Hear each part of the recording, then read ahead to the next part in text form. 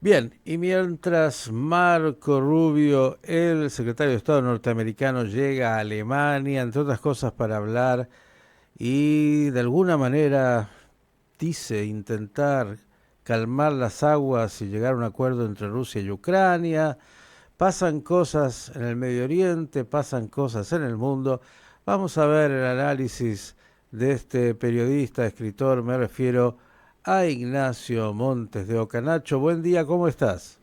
Buenos días, ¿cómo andas? Muy bien. ¿Qué dice? ¿Por dónde quiere arrancar su análisis en el día de la fecha?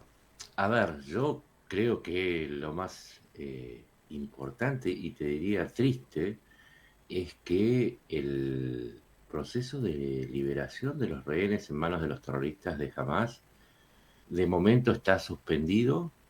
Estamos en un compás de espera en donde, bueno, el sábado se tiene que producir la siguiente tanda de liberaciones y no tenemos idea qué va a suceder y los datos indican que jamás se ha replegado a una posición de confrontación, diría, de confrontación pasiva, mientras que Israel se prepara para iniciar nuevamente la ofensiva porque si se rompe este acuerdo ya diría que no hay más posibilidades de hablar de futuras treguas. Ujú. ¿Usted qué presume? ¿Perdón?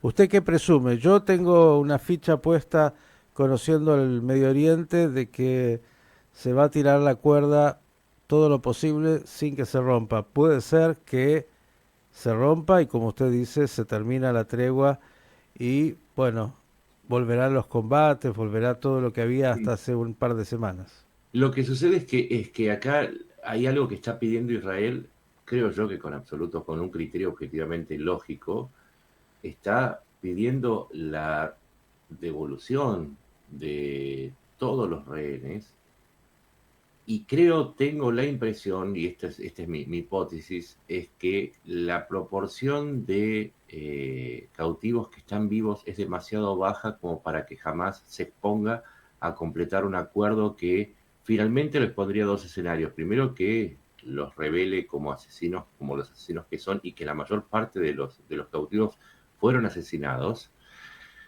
Y en segundo lugar, creo que, y ahí coincido con vos, creo que estira porque sabe que una vez que ya no hay rehenes, ya no hay escudo humano. Y entonces, en ese sentido, es horrible decirlo, pero no le conviene hacer las cosas bien, porque hacer las cosas bien implica su erradicación definitiva de Gaza. De Mm. Gaza. Ujú.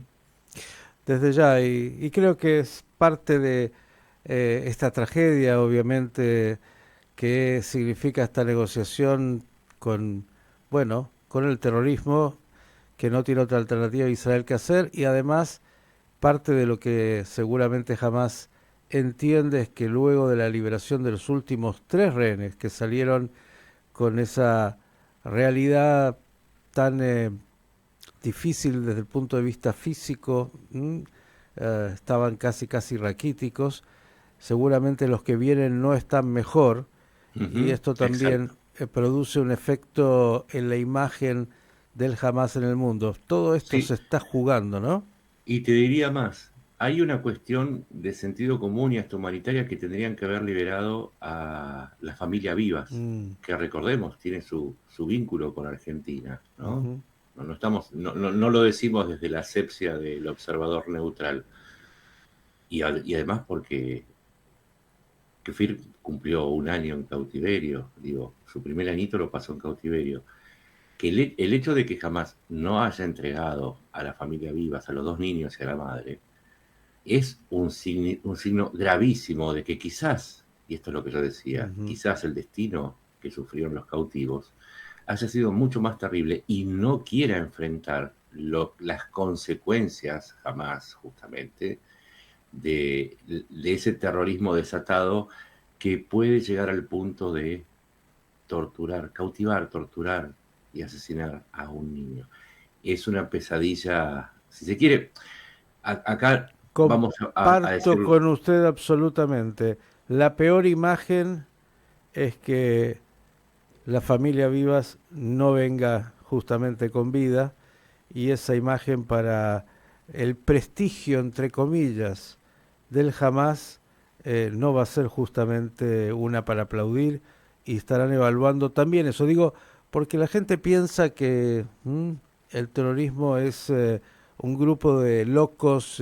No, no, el terrorismo son locos, pero son locos que tienen Perversos. una perversión que Ujú. tiene una determinada lógica, no es que son improvisados, eso hay que tenerlo muy claro. Sí, y en lo instrumental aclaremos otra cosa. Muchos de los fondos de Hamas vienen de donantes, y no solamente donantes, son donantes musulmanes, también hay donantes occidentales, y son Ujú, donantes particulares. Siempre este tipo de conflictos se corre en el campo militar o de seguridad, pero también el de las relaciones públicas. ujú. Y de esas relaciones públicas muchas veces dependen no solamente la obtención de fondos para seguir su lucha, y por eso es tan importante la imagen. A nosotros nos parece horrible hablar de imagen, pero es como funciona. Sino que también la cobertura, dicho de otra manera, vamos a suponer que yo soy alguien que vive en Alemania y que sé que mi vecino pertenece a Hamas. Si yo adscribo a la idea de que es un grupo revolucionario de resistencia contra el sionismo, por ponerlo de una manera esquemática, es diferente a si yo caigo en cuenta que pertenece a un grupo que es capaz de capturar, de secuestrar, torturar y matar niños. Y ahí se le acaba la cobertura porque seguramente iría la policía a decir, mi vecino es un terrorista, ya no es un revolucionario. A veces la gente no entiende que este tipo de sutilezas son extremadamente importantes en el mundo práctico, más allá del mundo de lo militar. A veces lo conceptual es lo que define lo militar, porque lo militar depende de lo político y lo político de lo conceptual. Absolutamente, y claro.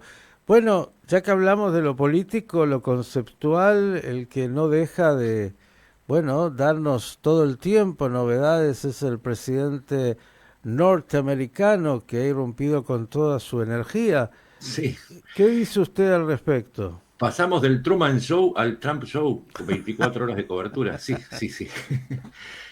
El, también está atada esta cuestión. Trump ha dicho que si el sábado no liberaban a todos los rehenes, ya no se trata de las tandas de rehenes en la primera de las tres fases, sino a todos los rehenes, jamás iba a sufrir un infierno. Se iba a desatar la ira de Estados Unidos. Y esto tiene mucho, pero mucho que ver con el posicionamiento que está tomando Trump claramente, cada vez más claramente, hacia una solución, si se quiere, radical a la cuestión de Hamas. Ya, a ver, el plan para trasladar, para usar un eufemismo simpático, a los 2 millones de pobladores de Gaza y no, o sea, la motosierra y no el bisturí sobre Hamas, sigue adelante. A pesar de que desde la semana pasada que hablamos hubo muchas aclaraciones y Trump dijo, yo tengo tiempo sin ponerle el apuro que tenía antes, e inclusive tuvo muchas contras, tanto de Arabia Saudita como de Jordania, como de Egipto, e inclusive de la Unión Europea y el propio Macron como vocero. Aún así, Trump sigue insistiendo en que por el poder de Estados Unidos él va a quedarse con Gaza. Ahora ofreció compartirla con los estados de la región, la zona de Gaza. Pero todo esto sigue siendo en la práctica imposible de llevar adelante, en la práctica, ¿sí? Pero nos sigue dando material para poder hablar y afortunadamente para poder conocer un poquito más sobre leyes, sobre pueblos, sobre historia. Siempre hay que encontrarle un lado bueno a a las situaciones. Y en este caso con Trump estamos aprendiendo muchísimo más sobre la situación de Medio Oriente, sus orígenes y por sobre todo sus consecuencias.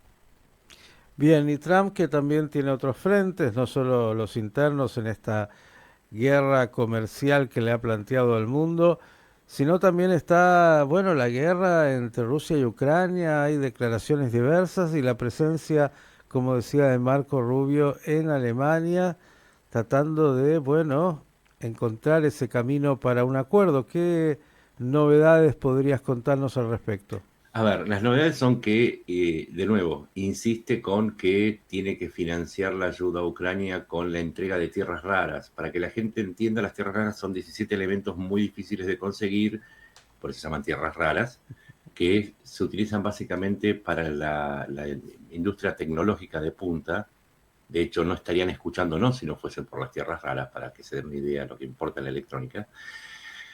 Y Ucrania tiene el mayor yacimiento dentro de Europa.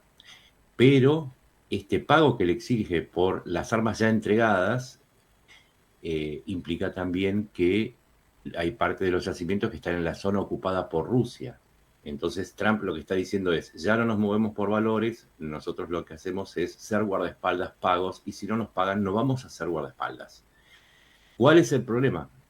Se rompen dos valores. El primero porque Estados Unidos era garante de los acuerdos de Minsk y de Budapest, por lo tanto Rusia rompió esos acuerdos y debiera haberlo hecho, debiera haber respaldado a Ucrania gratuitamente porque era el garante. Digo, es como si ustedes alquilaran y el garante le dijera, sí, para ejecutar la garantía tengo que cobrar algo, ¿no? Digo, más aún si es tu tío o tu hermano, no vale.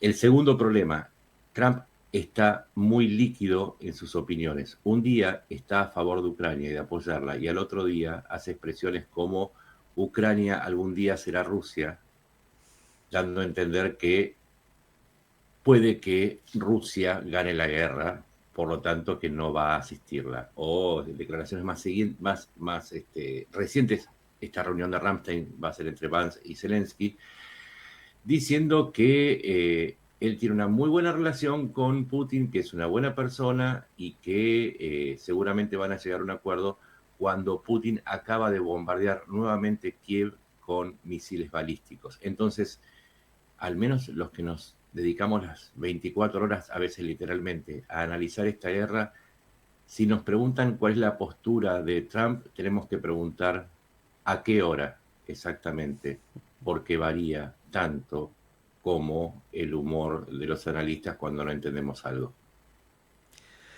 Bien, el mundo que nos toca con los personajes que lideran también muchas de las decisiones. Para seguir, como siempre, Nacho, mirando y agradecerte por este análisis, te propongo que en una semana veamos qué novedades y qué estado de ánimo ha tenido Trump y qué ha pasado también con los otros actores, en particular en el Medio Oriente, donde la dinámica es segundo a segundo, igual que en todos lados, pero un poquito más acelerada. Y Abrazo, ojalá, sí, sí, y ojalá en una semana estemos comentando que la familia Vivas está de regreso y el resto de los rehenes encaminados a la liberación. Ojalá en una semana podamos comentar eso. de tu boca a los oídos de Dios. Un gran abrazo y hasta la próxima. Abrazo grande. Ignacio Montes de Oca, periodista, escritor, yo le diría, no es un influencer en los términos que se conoce hoy de decir cualquier cosa. Él analiza con precisión y mucha gente lo sigue en las redes justamente para estar informada y formada.